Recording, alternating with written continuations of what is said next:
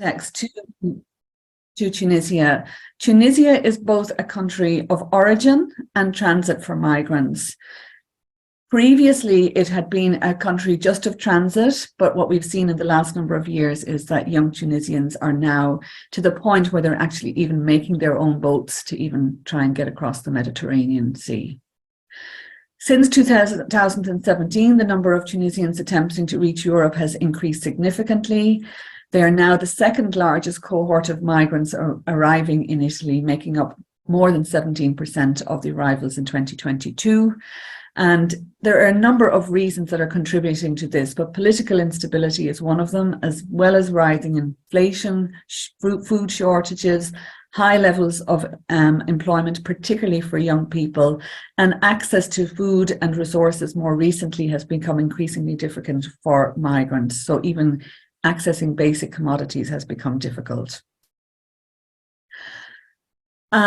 These are just some more background information. Between 2020 and 2021, that was in the height of the pandemic, when a lot of European borders had closed, the levels of migration from and through Tunisia rose to levels that had not been seen since the 2011 revolution. Between 2020 and 2021, Tunisian security and defence forces intercepted 35,000 irregular migrants, 2/3 of whom were Tunisian nationals. And over the same period of time, the authorities in Italy recorded a marked increase in the disembarkation levels for young Tunisians. 27,124 were recorded. And in the first quarter of this year, 13,000 migrants have been intercepted at sea. So it kind of gives you an idea of the scale of migration across the Mediterranean from Tunisia. The reasons people migrate are complex, but there is an interaction of social, economic, political, cultural, and religious factors all intersecting. So there's multiple drivers of migration. And there has also been a marked increase in transit migration due to risks with other countries such as Libya. And this is combined with a rising number of irregular migrants now from making Tunisia a place of residence. That was from Herbert 22, but what we have seen since then, and particularly since February of this year, migrants are now being targeted within Tunisia, and the government is becoming increasingly more autocratic. What we know as well is that the data on migration is very limited in Tunisia, and most of the information is gathered through NGOs, civil society organizations that gather this information, and that's only from those who are using their services. So there's not a true picture of the numbers, and there's not data there to represent that. While Tunisia is perceived as a country of relative safety for migrating and displaced children and young people, it has become increasingly more dangerous. But many are arriving now from dangerous countries such as Libya and Nigeria, particularly Libya because it's very close by. And then there's changes taking place also because of third country deals that are now taking place. And this is shaping exclusionary measures outside of Europe. So what you see is when I was there, even last May, people were very open to having migrants come into Tunisia. But since the crackdown by the government, particularly since early this year, we've seen significant changes. And this is also a result of deals that are now being done with the EU, using Tunisia as a third country, as a gatekeeper for Europe. And this is fueling xenophobic tendencies within Tunisia. And it has also resulted in the closing of more fluid borders that it had with other African countries. Like I said, more recently, there has been a real crackdown by the police with urgent measures taken by the government in February of this year. And these include detention and restrictions of access to services for migrants with irregular status. And there is increasing reports of the authorities detaining some migrants without even checking their legal status. There has been increased evictions of migrants from houses and reports of migrants losing their jobs, with many seeking repatriation flights back to their countries of origin. So many are now voluntarily asking to be returned. And many migrants already live in very difficult conditions, and they rely on assistance and healthcare services, but this is becoming increasingly difficult for them to access. So there are real problems within Tunisia. This again is from February and March 2003. The first top image there is Tunisians themselves reacting to racist remarks made by their president on February the 25th, and the Tunisians have taken to the streets in protest against this. And the second picture there is this mass evacuation of migrants now leaving Tunisia because of fear of their lives, fear of detention, and fear of punishment because they don't have legal papers. So there are real challenges, but also a key factor that needs to be included in this. And I really began to understand this when I was in Tunisia and doing my research, particularly with young people. So a key factor of my own research is drawing on Rivera Escartin and Johansson Nogue's article, and it's called Harrogate and Europe, the Emotional Geographies of Undocumented Migrants in Tunisian Filmmaking. And Harrogate is the slang word for migrant within Tunisia, and it's used particularly in relation to migrants quite openly. So, but in this article, they argue that mobility as a human activity is characterized by aspirations, in part driven by emotions, and it reveals multifaceted emotional geographies of young undocumented migrants that find themselves either on the verge of leaving the country or who have already left.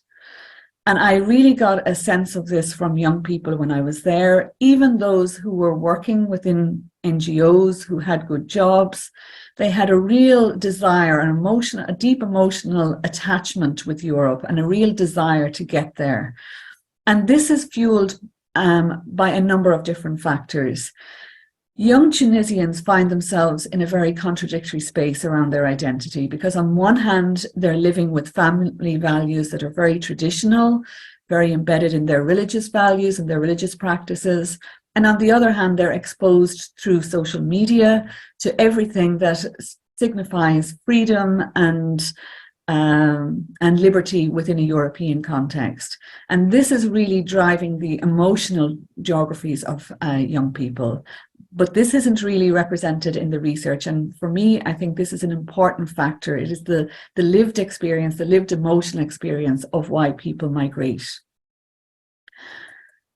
So just to give you some background to my own research, it was, I was following the work of Killian Kleinschmidt, who's pictured here in the right-hand corner of the screen.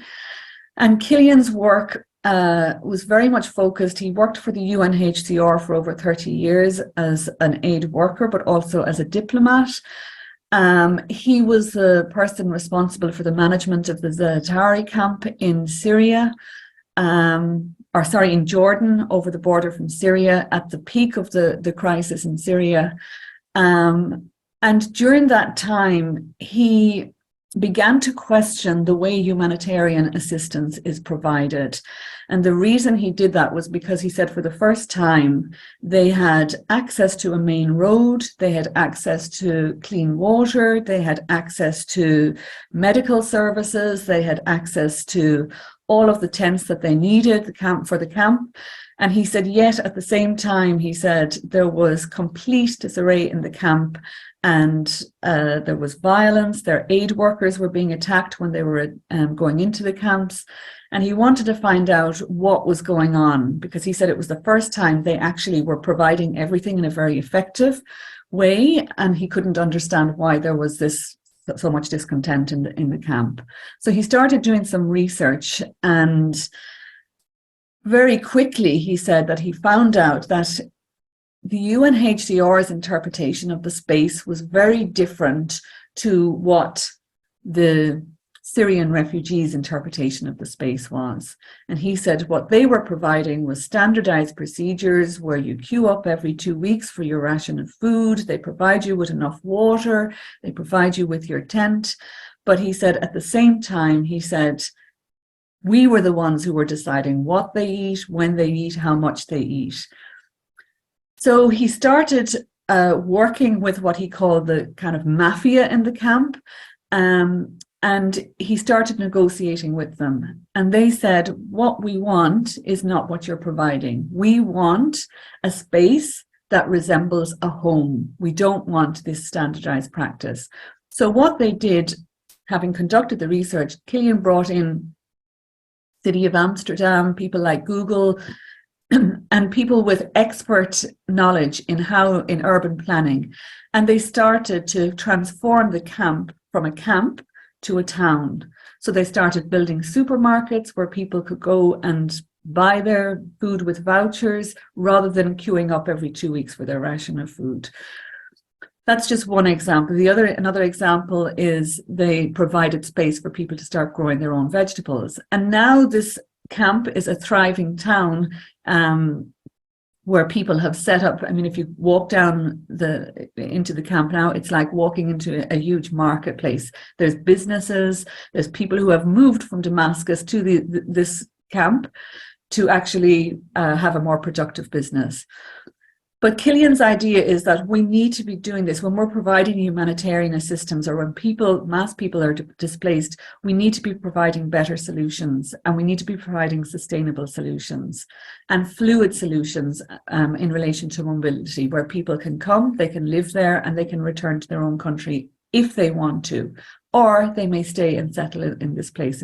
So he has a very alternative view, and he's been adapting this in different places around the world where he worked, and Tunisia is one of the places. So I was very interested in the work that they're doing. And there is some controversy around what he does, because some people think that there's an entrepreneurial view to it. And yes, there is, because he works very much from a social enterprise basis.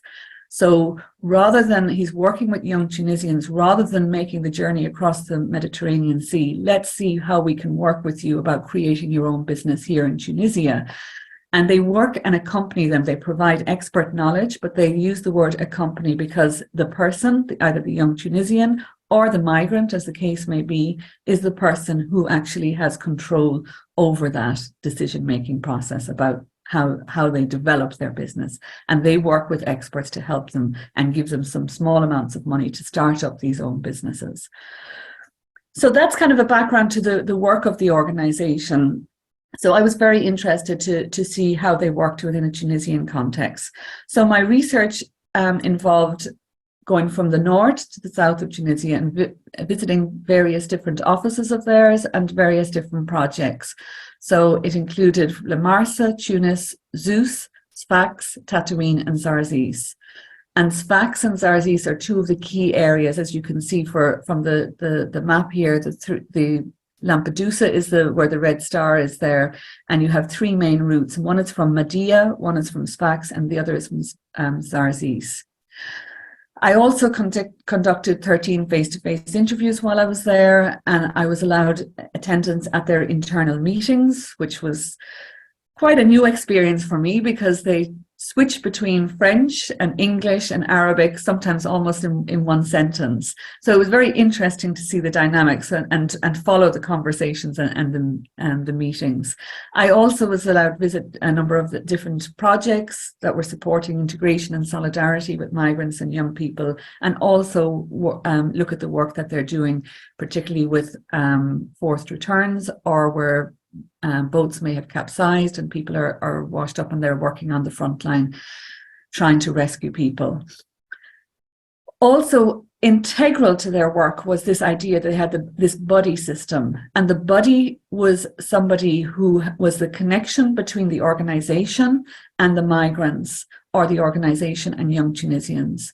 And the buddies were people who had actually often made the journey across the Mediterranean themselves. Some had been forcibly returned, some had been deported from Italy and Germany and other places, but most of them had experienced some kind of trauma in crossing the Mediterranean. One of the people that I interviewed, a young Tunisian who's now working in the organization and feels like he's giving back to young Tunisians. He told me about his journey across the Mediterranean when the boat capsized and he lost friends and members of family in that boat journey. So I got a real insight into the lived experience of migrants, but he was now working as a buddy, and he was working with young migrants and young Tunisians, trying to change the mindset, or trying to alert them to the dangers of actually taking the journey across the Mediterranean Sea. I visited the Haraga project when I was there, and this was a project that was successfully implemented in a number of different cities across Tunisia, and it involved a new approach to ensure inclusion, access to services, enhancing personal coping strategies, and working with migrants from neighbouring and sub-Saharan countries, repatriates, and young Tunisians who were otherwise planning to cross the Mediterranean. It built its success on face-to-face interactions, individualized support, working within target groups, and designing solutions for access to assistance and establishing solutions and alternative perspectives, particularly for their young groups. So these are some pictures here from one of the schools that they work with. And they go into schools, particularly for people who are at young Tunisians, 10 and 11 years of age, who already have this idea of that their only ambition is to cross the Mediterranean. So they're trying to change the mindset of young people and alert them to the dangers of taking that journey. So it is about supporting particularly those in need of protection, but also developing solutions and alternative support, sustainable development objectives, providing vital support and assistance to vulnerable migrants, particularly those who may have been forcibly returned. They act as the kind of interlocutors between the border police and the migrants in often very hostile situations where migrants are being forcibly returned. They can be out there at 2 o'clock, 3 o'clock in the morning. If they get notified that there is a boat being returned, they'll be out there to actually be the first port of call for migrants, because otherwise the next place for them is detention centres. They're also using activism and building connections both inside and outside Tunisia as a way of influencing the policy landscape. So this is just some pictures from the Haraga project, and this is a mural within the school that the young children did themselves. And they work with them in terms of trying to get them to think about how they can actually have an identity in Tunisia and actually reflect change through their own actions. This is another project they do. It's called the Let's Camp project, and it's creating a new participatory platform to rethink the city and its challenges through art in collaboration with cultural and environmental associations in the city. So it is organised in a cultural landscape where films are on environmental sensitivities are shown through exploring global experiences that will assist in bringing about solutions to deteriorating ecological solutions in Tunisia. And within that framework, the Let's Camp project is aimed at promoting what they call alternative tourism. So they take people out into the desert and they show them these movies, give them a different experience, particularly young migrants of the desert, and show movies about sustainability, about ecology, how to do things differently, to really teach young people to have alternative views of how they can change the city themselves. So it's focused on creating new synergies that will help rethink the city through creative urban solutions, emphasising culture and the arts and the participation of young people. And it's a project that's funded by the Asylum, Migration and Integration Fund of the European Union. They also have a number of different sports projects, and they particularly work in areas where young people might be drawn towards addiction or violence, and it's about changing the mindset of behaviours through sport. And also, in particular, they're very much focused on changing people's, young people being drawn towards radicalisation and migration to Europe. So it's very much based on capacity building and training. This is also another project, which was the Women's Sewing Project. And it was bringing women in the city. This was in Zeus, and it was bringing women from migrant backgrounds and Tunisian backgrounds together. And it acted as a space of interaction and ownership, where they actually designed the clothes themselves. They picked the material, often reflecting their own cultural backgrounds. And so they were sharing ideas about culture through fashion and dressmaking. And it also acted as a social network for migrants and Tunisian women, particularly those in deprived areas in the city. Then they also have projects, like I said, where they take young people out into the desert. And this is a part of Tunisia that I would not have seen had I not had engagement with this organization. I would never have thought to go there. It's in Tatooine, and it was a place called Dorrity and Chinini. And this is an ancient Berber city, which is just as it was in those times.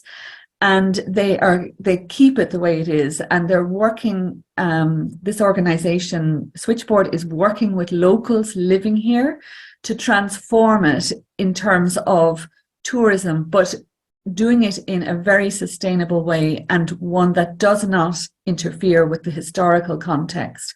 So they're not building big roads and things like that. They're trying to keep the essence of what the place is. But they're working with local people to create jobs through innovation, and putting locals at the center of the decision-making process within that.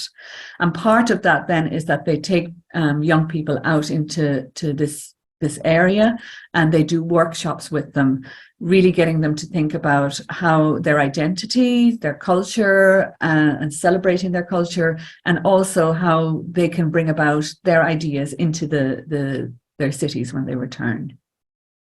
So this is just some pictures. This is the hotel, and I stayed here, but it's just as it was. I slept in a cave, and that's a picture of the restaurant there. So it's just as it was hundreds and hundreds of years ago, and it really celebrates. It's quite symbolic because, of course, the Berbers were a suppressed group as well, because they were coming from Christian origin, and they were very much oppressed. But this is really celebrating the Berber traditions and civilization. So this is a picture of one of the art projects that they do. This is an art camp where they create a platform of expression for young people. And so their integration and a fusion of cultures is used as a space for young people to develop their thinking, to develop their identity, and spaces of communication through joint workshops. One of the things Switchboard has been successful in, it was selected as a finalist for the Migration Entrepreneurship Prize by the Swiss Federal Department of Foreign Affairs, Peace and Human Rights Division. And the Migration Entrepreneurship Prize is a program focused on the identification and technical support to socially driven businesses on a mission to enhance the economic inclusion of migrants in the Middle East and Africa, supporting startups that harness the positive benefits of migration and reduce the vulnerability of migrants by improving their livelihoods, contributing to their social and economic rights, and thereby reducing the pressure for irregular, dangerous migration routes. Also within that, they are interacting with sites of solidarity within the city. And I'm just going to give you one example as when I travelled very far south. And this is a museum that was set up by an ordinary citizen called Linahabad Mosum, where he created what he calls a space of solidarity. And it is a migrant museum that he has basically set up in his little backyard. And it is made up of the belongings of migrants that are washed up at sea. And he feels very passionate about migrants who have drowned or gone missing at sea, that they're remembered, and that they have some kind of space, that he's trying to create some kind of space that actually celebrates the lives, and often the lives they never had. So these are just some pictures, and there's the shoes hanging, and he tries to keep the shoes moving all the time, because he said, I'm trying to keep the life in these persons who've lost their lives. So this picture here on the right is a picture of a little girl who drowned at sea. And this was the jacket that was found of this little girl. And he wanted to make some kind of remembrance to her. So he decided he was going to take her on a journey that of the life that she never had. I'm not sure if this video will work now, but you can let me know if this is working. Can you hear it? I found in Sharia the cloth among the shoes of all people, order. So I had the reflex automatically to make to her the wedding or the test of her life, you know. She missed it. So I took her on the car, on a big trunk of tree on the car, and put it. I made to her the procession of the joy of her life that she missed. So her wedding, her scholarship, her youth, her joy and everything. And with the horn of the car very high and the radio very high, and I am always very, very happy, and crossing the city in a market day, and everybody is looking what's happening. So we're waiting at 10 o'clock in the morning, and it was Serena, this girl's wedding, and they brought her to the museum here, and they photo her and put her in a memorial for her among the thing of the sea, to pay respect to her and a lot of compassion.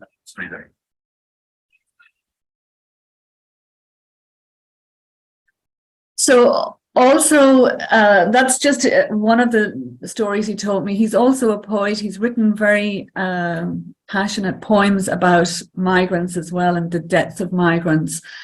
And he's doing it to try and raise awareness in the city of Zarzis, but he's also now trying to make connections with Europe as well. And before that, he had said to me he wasn't interested in social media or internet or anything like that, but he said, I now realize, he said, that if I want to get this message across, he said, then I have to use these formats, he said, to get that knowledge out there. So he's working with migrant organizations as well, and he's working with others. There's pictures here of the Garden of Africa, which is from an Algerian artist who opened a cemetery, investing all of his savings, and that's the picture of it in the right-hand corner. And he within that he planted trees, specifically trees of Africa, to remember the dead, and a place where people can come and reflect on the migrants who have died. And then the other pictures here are of this fisherman, Chamsadine Marzog. He's a local fisherman, but he has also set up his own graveyard to give honor and respect to the migrants who have died. But they're finding it increasingly difficult because the authorities are working against them, and the authorities are often taking away bodies and not allowing them to bury the bodies. And when they try and ask for information about where the bodies have gone, they're not given any information. So it's becoming increasingly challenging and increasingly more difficult. But they're working in solidarity, and they're trying to work outside of Tunisia as well to really kind of join forces with other organizations in solidarity with more migrants. What you're also seeing more recently is ordinary citizens in the cities are very active on migrant rights and the rights of young Tunisians. There tends to be dissatisfaction with the UNHCR and the IOM, particularly from smaller organizations where they say that they're often acting in complicit with border police. I didn't find that to be the case. I think that if these organizations aren't working with the border police, then the solutions for people are very stark. But there is a sense that they could be doing a lot more, and that there are these big organizations that aren't doing enough on the ground. But there are a lot of other organizations, and that's what was really important for me when I was researching this organization. They said, we're not going to provide services that are already provided by other organizations. We'll work with other organizations and build connections. And that's why they had this idea of a switchboard in terms of building connections. It was very central to their ethos. And it was they were saying, if something has been already provided, we're not going to replicate that. We'll work with that organization and we'll refer our clients to them. So it was very much about connecting with organizations within Tunisia, within the city, but also working with organizations across Europe, ensuring that migrants that may have crossed the Mediterranean, that they're okay, because often migrants report having very stark situations when they actually do reach Europe. The boat tragedies are also forcing ordinary people to take to the streets. And on the right-hand corner here, you can see a woman shouting at the police in Zarzis. And this was over a case where there was a number of young Tunisians had went missing because they had taken the boats across the sea, but their bodies were never tested for DNA. So the bodies were buried by the police, and but there was no DNA testing done. So parents didn't know if their child was one of them or not. So there was a lot of protests in the streets. And this is this woman actually shouting at the police, like, where is my son? Where is my son? And so locals are also building links with human rights activists across the EU to really kind of enforce these acts of solidarity. So just to finish up here, I just want to say that from my research, what it showed me that there is a transformative nature to collective solidarities. Migrant solidarities are playing an important role in shifting discourses of power, and that's drawing on Maurice Durrell's work, who has done extensive work in Tunisia and also on borders. This is a quote then from Wirtz, and it's about the caravans in South America. And he talks about the transformative power of the caravans lies in its capacity to disrupt patterns of collective trauma by bearing witness to the atrocities migrants have suffered and giving meaning to their collective struggle. So there is potential to repoliticize Europe's southern border in a way that prioritizes human security over state security through the actions of these organizations and these activists and these groups. But there is a need for multi-level policies, local, urban, and cross-country cooperation policies. And the focus needs to be on the contribution of migrants to our communities, our neighbourhoods and inner cities, and that the role migrants are playing in actually shaping the formation of very super diverse spaces and the representations and images of our neighbourhoods. So I'll leave it there, and thank you very much for listening to me.